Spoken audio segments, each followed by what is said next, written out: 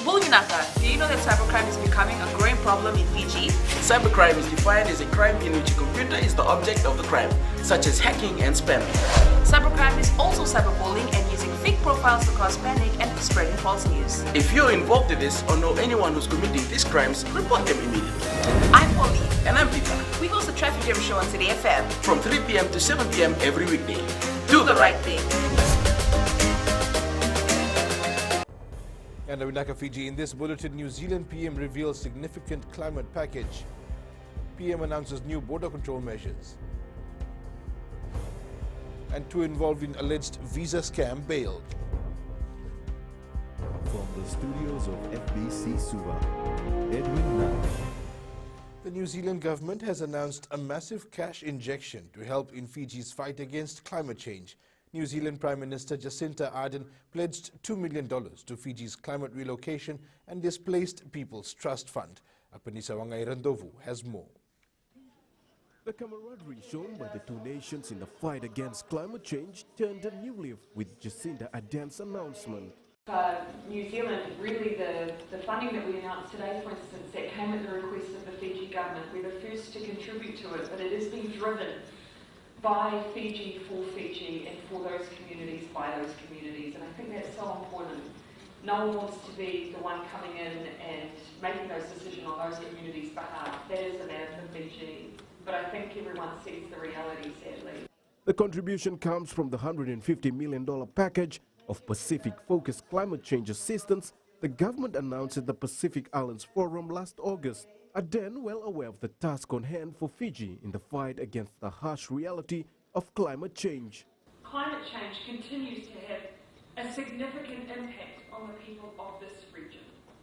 As coasts erode, sea levels rise and fish stocks move. And I know this is not just a hypothetical here. It is a reality. And it is in the places that I have seen with my own eyes, be it here in Fiji, be it in Tuvalu, be it in Tokelau, be it in Samoa. Each place has their own story of the impacts of climate change. There was no second thoughts given when Fiji approached New Zealand for assistance, with Ardern and her government ready to back a nation and its leader championing the call for climate action. We here in the Pacific have long known that we are so much stronger and so much more effective when we speak with one voice and act as a region, both here and into the world. And last year as leaders, we highlighted the importance of maintaining that regional solidarity and encouraging engagement in the region that aligns with and supports Pacific priorities and values. Ardern says their contribution will help to ensure that the fund operates robustly, effectively, and meets the needs of these at-risk communities. She also expects to share and use what New Zealand learns from this program throughout the region. Apiniso Wangarandobu, FBC News. There will be new measures at our borders to reduce the risk of an outbreak of COVID-19. Prime Minister Voreqe Bainimarama says Fiji will be denying access to any foreign national who's been to Italy, Iran or Cheongdo County and Daegu City in South Korea within 14 days of their intended travel to Fiji. This follows the closure of Fiji's borders to all visitors from mainland China last month.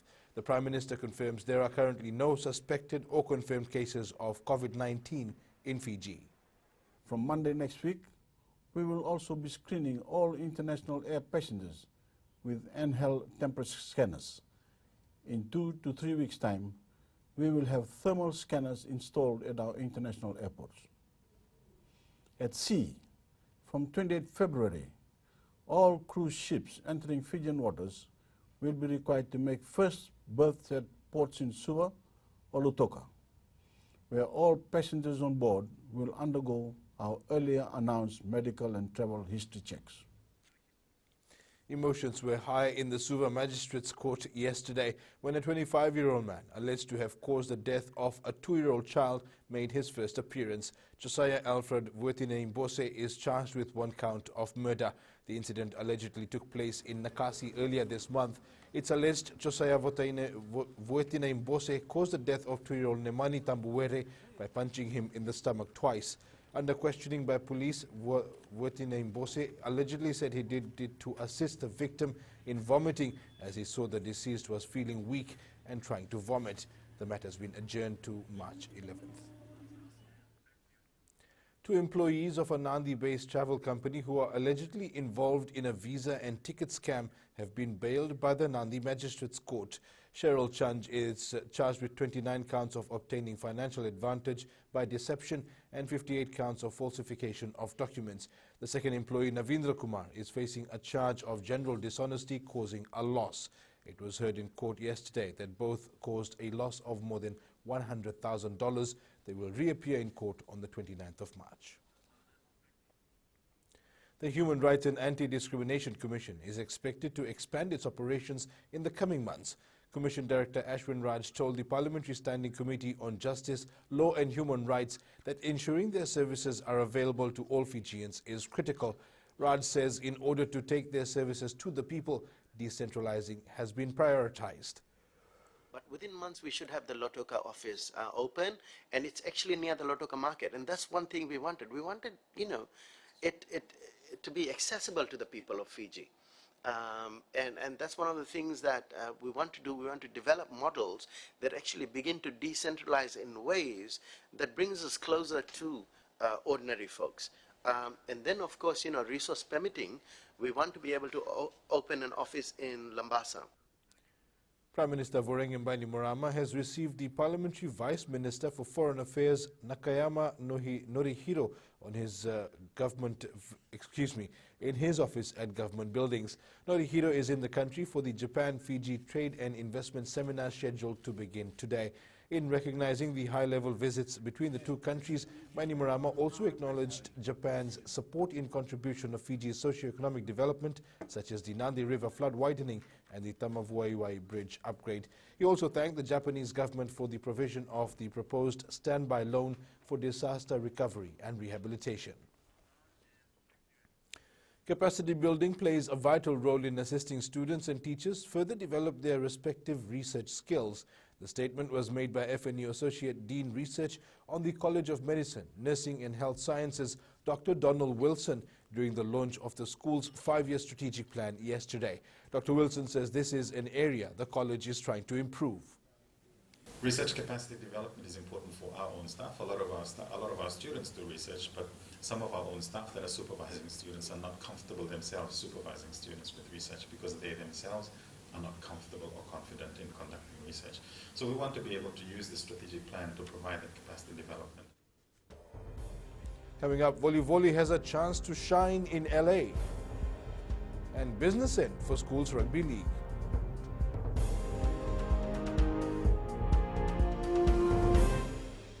Oira na ngone no de nunu ena be singa ni mataka. Mersi sunga da kena loma dina kena me karon. Sakena ngau na metaro bina no rabaksa ngai ka wala loma taki na ngone. Dala bina oya o meliki. Bulre oya o Samuel Samuli.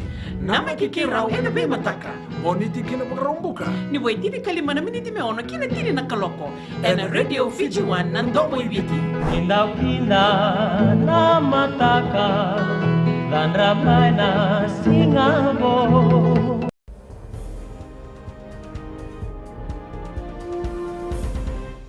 Welcome back. The Fiji Airways National 7 side has had a scrimmage session with Australia. Speaking from Los Angeles after the session, head coach Gareth Baber says the senior players need to take a more leading role this weekend. Gareth Baber says new rep Suliano Vulivoli is starting to find his feet and the national coach has high hopes for him. Obviously, it would be the first tournament that he would be involved, should he be involved. He's learning and developing as he goes and picking up on now what it's like to be away with the 7 squads in an international tournament. I'll make my decisions based on obviously our trainings tomorrow, how we go and the other trainings we've got this week, and then what that 13 needs to look like going into the weekend. Vulivoli has 2 more days to impress the national coach. So, no, I'm not going to preempt anything at the moment, and everybody's still got it up for selection, and I want to see Suli, just like everybody else, pushing hard for that selection spot. Meanwhile, South Africa is in a relaxed mood in Los Angeles and may just be the team to beat this weekend. A lot better just to fly from Cape Town straight into Newark and then from Newark to Los Angeles. So where it normally takes us 36 hours, it took us 25 hours to get here. So I believe it will assist the guys in their recovery this week and get them ready early in the week already for training sessions. The LA Sevens will kick off on Sunday and you can catch all the action live on FBC TV. Aquila Vama, FBC Sports. The Lay Snacks Tigers captain, John Andy, believes his side is capable of defending the Melanesian Cup when they take on the Ravo Ravo Rabbitohs this Saturday. The PNG-based side arrived late yesterday afternoon with the aim of maintaining its unbeaten record in Fiji. The side is fully aware of the pressure it is under as defending champions, and taking on the Sambeto-based Rabbitohs on home soil will not be easy. We believe in our processes and we have been training hard also, going through a process like simple things, 1% stuff, putting in the efforts. And the boys are looking forward to this match. We are not taking the Rabbitohs lightly. They are a better side too. The Rabbitohs will host the Tigers at Churchill Park in Lautoka this Saturday at 4 p.m. You can catch the live coverage of the match on FBC Sports. Naitha Secondary School will for the first time compete in the Fiji Secondary School Southeastern Zone quarterfinals. In a match anticipated to be a thriller, Naitha will battle Queen Victoria School in the under-19 grade to compete for a spot in the semi-final. Principal Josefa Charlie has warned QVS not to underestimate the Naitha team. Not the first time for us to meet. I think we met last year and they won. We'll give QVS a very good game on Saturday. If they take us lightly, it will be a different game altogether. Ratu Sukuna Memorial School are out on a mission this weekend to defend their title at the Suva Zone 1 competition. The school bagged 29 medals last year and hopes to increase its count this year. Venina Rakautonga has more. The Nambua-based school will put up a strong challenge as they plan to retain their title. I think we have 140 athletes that are preparing for the Suva Zone 1 meet, which will be held starting tomorrow. And yeah, the preparation has been going on. So we're looking forward to giving a tough competition to the other schools that will be out there. Team captain Veronica Koroi is confident in the team. We have been preparing for a long time as a team and we will try our best to retain the boys' title and also try and help the girls win their division, and we are confident that we will be able to make it happen. Ratu Lala Sukuna Memorial School will field 140 athletes to the Suva Zone 1 competition, which begins today. Venina Rakautonga, FBC Sports.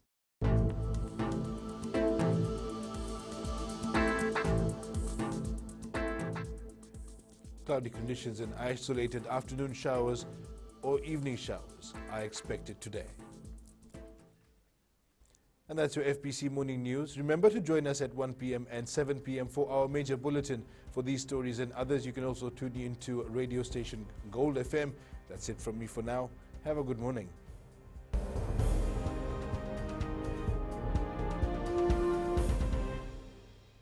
हमारे खूबसूरत देश Fiji में child abuse की घटनाएं आए दिन बढ़ रही हैं। क्यों बच्चों का मासूम बचपन अब्यूज का शिकार हो जाता है? अपने बच्चों की सुरक्षा का खास ख्याल रखें। उनसे बातचीत करें, उनके दोस्तों के बारे में जानें।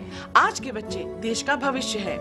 मैं दीप्ति और मैं मोनिश, आपके हमसफर। शामिल हो जाए हमारे साथ मंडे टू फ्राइडे 5:45 AM से 10 AM तक रेडियो फिजी 2 देश की धड़कन पर।